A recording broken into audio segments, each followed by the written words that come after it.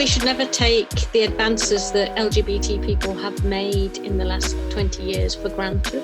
There've been enormous positive social change, but things can go backwards as well as forwards, and I think we're in a backlash. So it's really important that Pride Month, even though it can't be actually out there again, being cancelled in reality, we can still do virtual things, and we can still remind each other that we're all together, we can support each other, and we can make LGBT freedoms visible. And I think that's really important in a time of backlash.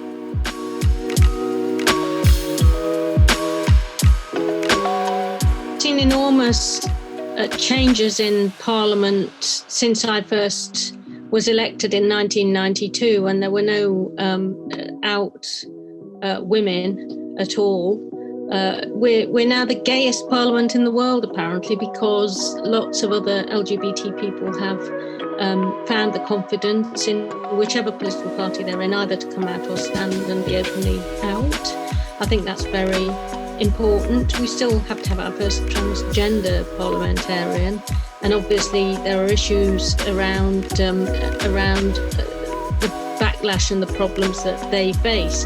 But broadly, it's been a really positive last few years. And if you'd told me in 1992 that we would be the gayest parliament in the world by 2021, there'd be many, many more out LGBT people proud of their sexual orientation and in public office, I would have been pleased but surprised.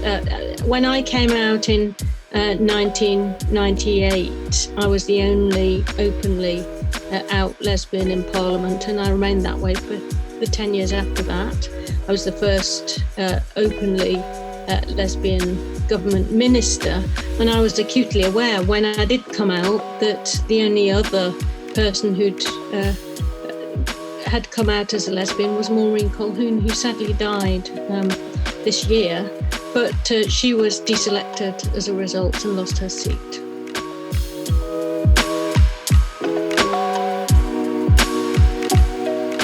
The union movement plays the most crucial role in supporting LGBT people when they need to be out at work, in protecting their rights and ensuring that they've got support so that they can be treated no differently than any other person just because of their sexual orientation.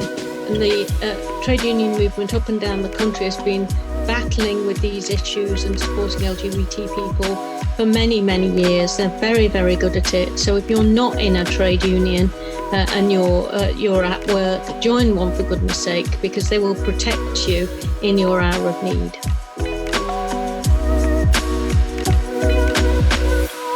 That community are doing really interesting, important work in extending the reach of the trade union movement beyond where it was traditionally. And if it's going to survive and thrive in the future, then I think it's really important that the pioneering work that community are doing in places that are often difficult to unionise is really, really demonstrating the way forwards.